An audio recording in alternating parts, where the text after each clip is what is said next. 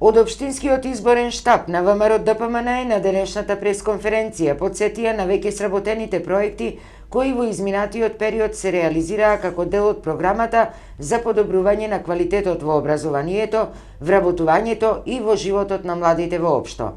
Според нив, се она со што сега се фали СДСМ дека ќе го прави во наредниот период, всушност е веќе завршена работа.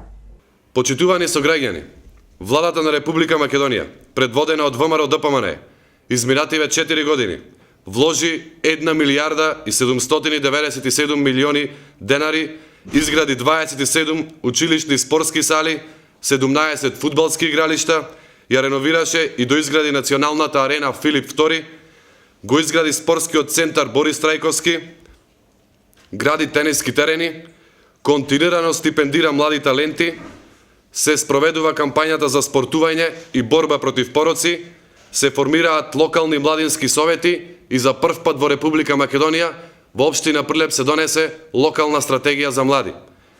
Се инвестираше и во образованието.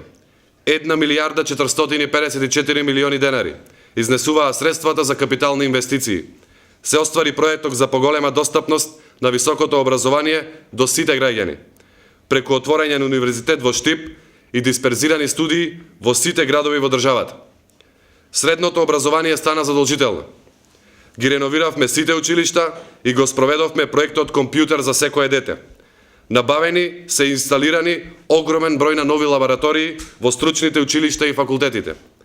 Ја намаливме партиципацијата за студирање на само 200 евра и континуирано се стипендираат најдобрите студенти во Република Македонија. За развојот на информатичката технологија и достапноста до интернет нема ни да зборувам.